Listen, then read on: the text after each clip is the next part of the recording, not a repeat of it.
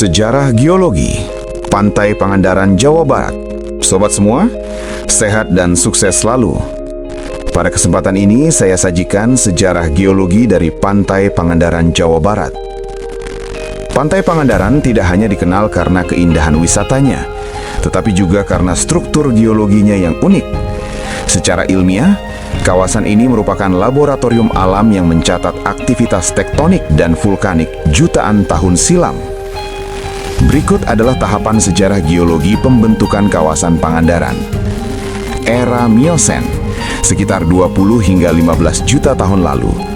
Pada masa ini, wilayah Pangandaran masih berada di dasar laut dangkal. Terjadi aktivitas vulkanik bawah laut yang sangat kuat di sepanjang jalur selatan Jawa. Hasil dari aktivitas ini adalah penumpukan batuan sedimen vulkanik seperti breksi, tufa, dan lava basal.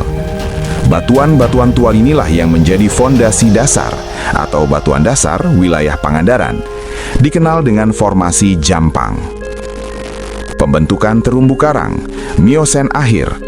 Setelah aktivitas vulkanik mereda, kondisi air laut yang hangat dan jernih memicu pertumbuhan koloni koral yang sangat masif.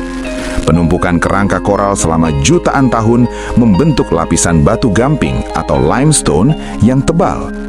Inilah alasan mengapa di kawasan cagar alam Pananjung dan sekitarnya banyak ditemukan tebing kapur dan gua-gua alam.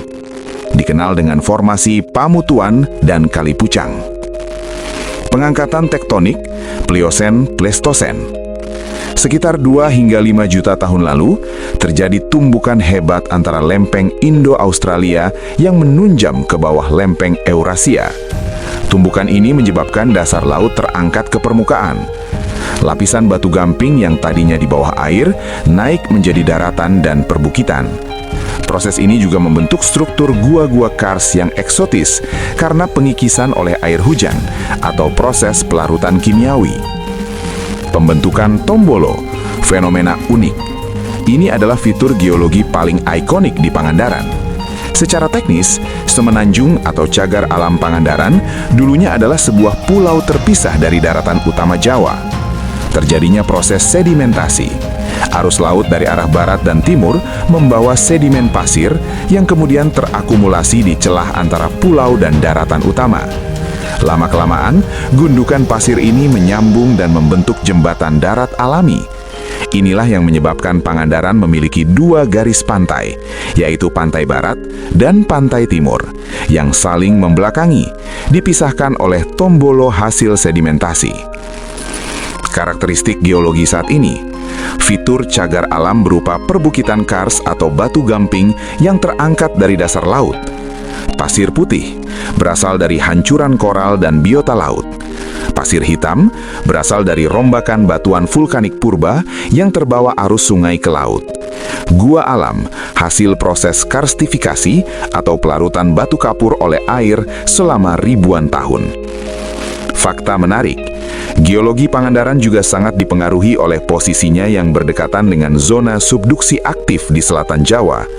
Hal ini membuat wilayah tersebut memiliki morfologi pantai yang dinamis, namun juga memiliki kerentanan terhadap aktivitas tektonik. Di kawasan cagar alam Pananjung, proses geologi yang paling dominan adalah karstifikasi. Gua-gua yang ada di sana bukan sekedar lubang di tanah, melainkan rekaman sejarah tetesan air selama ribuan tahun. Berikut adalah detail proses terbentuknya gua-gua tersebut secara geologis. Sekitar 5 hingga 10 juta tahun lalu, wilayah ini adalah dasar laut yang dipenuhi koloni koral. Kerangka koral yang mati menumpuk dan memadat menjadi batu gamping atau formasi Kali Pucang. Batuan ini sangat kaya akan kalsium karbonat. Akibat tumbukan lempeng tektonik di selatan Jawa, dasar laut ini terangkat menjadi daratan. Lapisan batu gamping yang tadinya di bawah air naik menjadi daratan dan perbukitan. Proses ini juga membentuk struktur gua-gua kars yang eksotis karena pengikisan oleh air hujan atau proses pelarutan kimiawi.